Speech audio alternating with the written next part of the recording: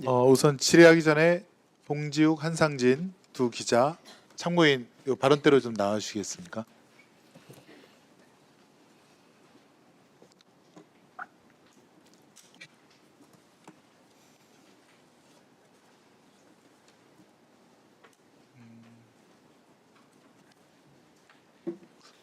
같이 계시는 게 낫지 않으실까요? 같이요. 따로따로?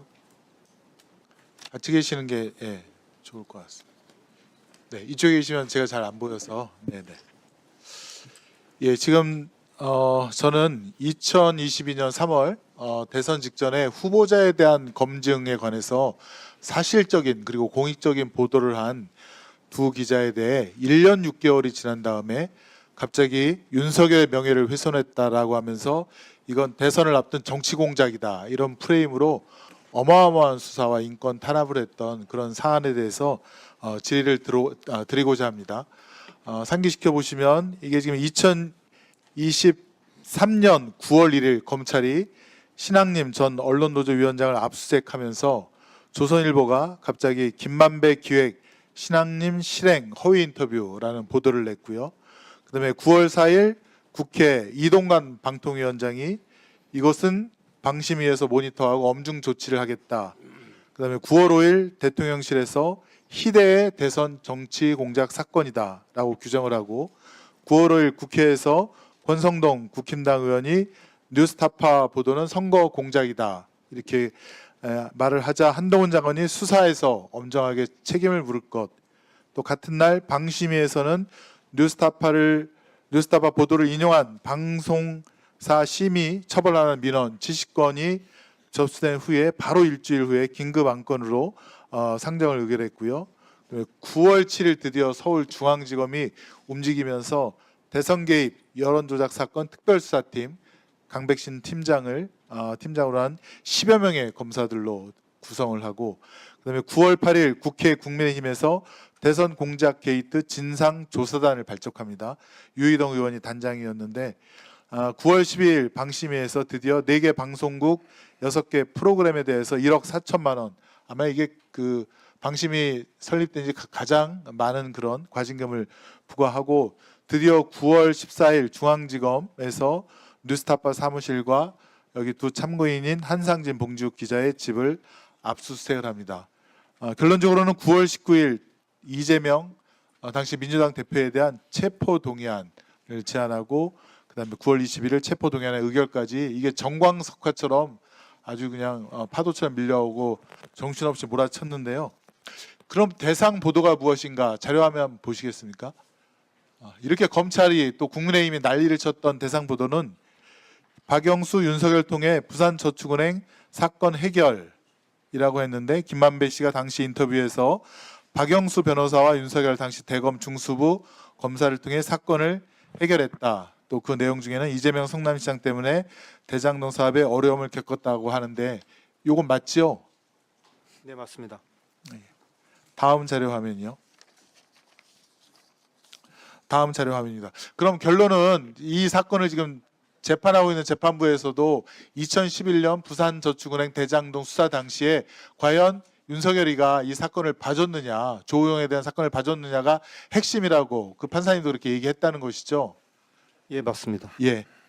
요 수사 라인을 보실까요? 2011년 당시 부산저축은행 수사 라인인데요. 김홍일 중수부장이 있다가 최재경 중수부장으로 바뀌고 또 당시 수사기획관은 우병우였고요. 그다음에 윤석열이 중수이과장으로 불법 대출과 대주주 비리를 수사하는 그런 과정이었습니다. 다음 사건이요. 조우영에 대해서는 2011년 4월 달에 우선 대장동 초기 사업자인 이강길이 대검 중수부 수사관 면담을 했고 그다음에 이강길에 대한 대검 중수부 수사가 4월 18일 진행이 됩니다. 그런데 여기서 포인트는 윤석열이가 이미 조우영에 대해서 출국 금지를 합니다. 맞죠? 네, 맞습니다. 네. 그리고 그 전에 대검 중수부에서 조우영을 불러서 참고인 조사 3회를 하고 그다음에 2011년 9월 달 그 유명한 박기별 검사가 커피 한 잔 타줬다는 그것이 2011년 9월 달에 이루어집니다.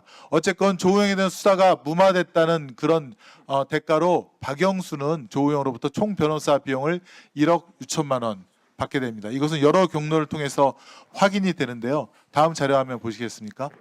공문으로 확인이 됩니다. 조우영 출국금지 문서가 윤석열 중수이과장 결재로 4월 19일 날 이루어진 거 맞죠?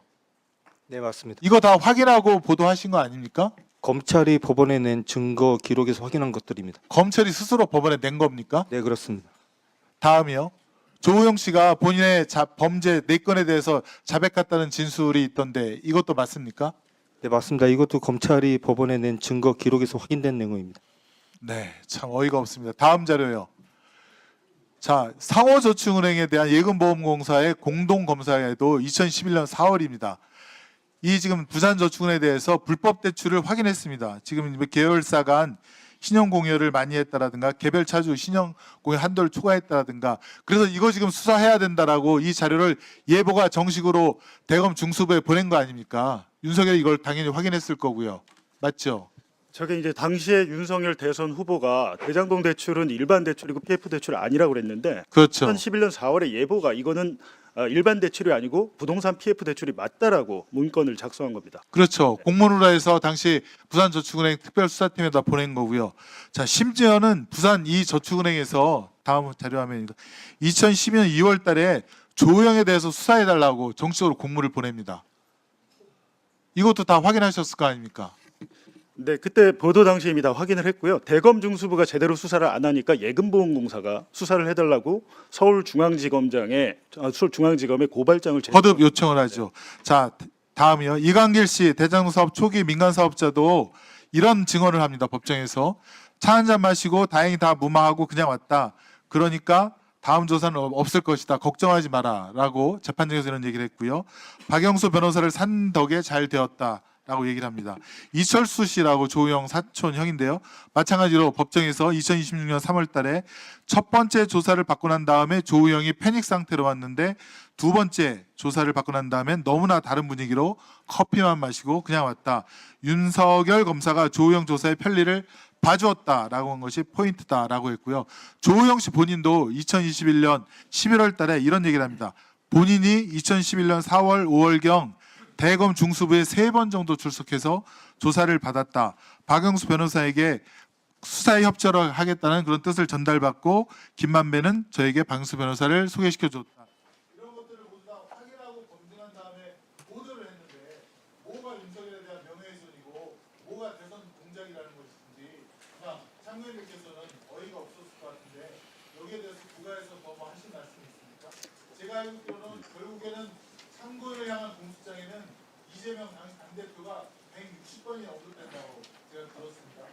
결국 대검은 당대신의 특별수사팀은 참고인을 잡기 위한 실험 목표가 아니라 이재명 당대표를 구속시키기 위한 그 경로로서 참고인들에 대한 강압 수사를 한 거 아니겠습니까? 네. 결국에는 이 사건은 이제 비판 언론을 옥죄기 위해서 한 게 아니냐 이렇게 했는데 제가 보기에는 2023년 1월 달에 이재명 민주당 대표에 대한 1차 구속영장이 체포동의안이 부결됩니다. 그때 당시 그 체포동의안의 내용이 대장동 사건이었는데요. 그 다음 달에 이제 저희 그 이재명 대표를 서울중앙지검 강백신 팀장이죠.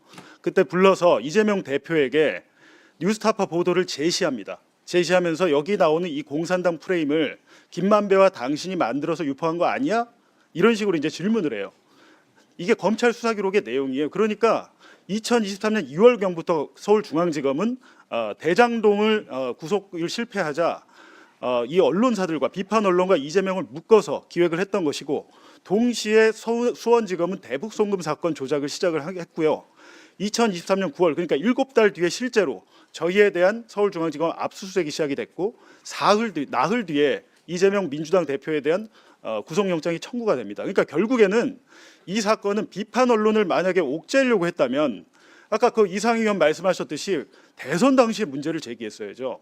근데 대선 당시에 윤석열 캠프의 가짜뉴스 대응 단장이 김홍일 전 대검 중수부장 윤석열 정권 때 방송통신위원장이었습니다. 김홍일 위원장이 자신의 인사청문회 때 뉴스타파 보도에 대해서 저는 가짜뉴스라고 여기지 않았습니다라고 대답을 해요.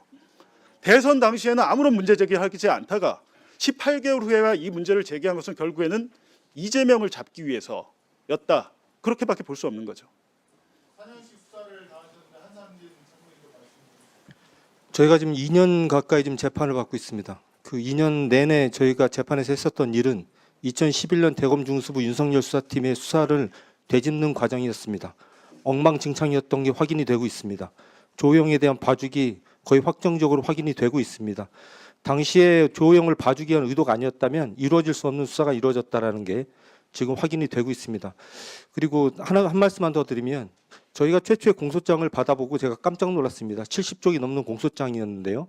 그중에 피해자라고 적시되어 있는 윤석열 씨만큼이나 이름이 많이 등장하는 게 이재명 당시 당대표입니다. 민주당 당대표입니다. 저희 사건하고 아무런 관계가 없고요. 저희 뉴스타파가 보도한 이 보도 내용과 민주당과 이재명을 연결시켜주는 증거는 그 어디에도 없습니다. 그런데 공소장 내용의 상당 부분이 이렇게 보인다 저렇게 보인다로 구성이 되어 있었습니다. 그리고 판사가 이대로는 재판을 할 수가 없다. 그 공소장을 변경해야 된다라고 얘기했을 때 검사들은 단 한마디 저항도 하지 않고 공소장 다 변경했습니다. 공소장을 총 3번 변경했습니다. 그래서 30여 쪽으로 줄어들었습니다. 이재명 관련된 부분이 다 날아갔습니다. 그런데도 불구하고 이 재판이 계속 진행되고 있습니다. 저는 이 재판이 부당하다고 생각합니다. 수사 기록도 7만 페이지나 된다고 했는데 그 양으로 사람 죽이는 거 아닙니까? 수사 기록이 총 5만 페이지 한 5, 6만 페이지 정도 되는 걸로 기억이 되는데요. 한 말씀만 드리면 저희 뉴스타파 보도 내용과 관련된 수사 기록은 사실 얼마 되지 않습니다. 대부분이 저희 사건과 아무런 관계가 없는 기록들이 대부분이었습니다. 수고하셨습니다. 예, 들어가십시오. 그 보도와 아무 관계가 없는 제 통신 기록도 다 털렸습니다.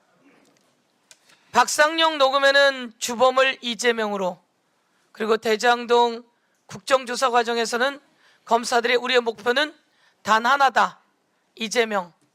그리고 지금 뉴스타파 보도 관련해서도 모든 내용이 공소장의 절반이 이재명으로 들어가 있다가 그게 공소장 변경을 통해서 다 날라갔다, 이런 내용인 것으로 확인됩니다.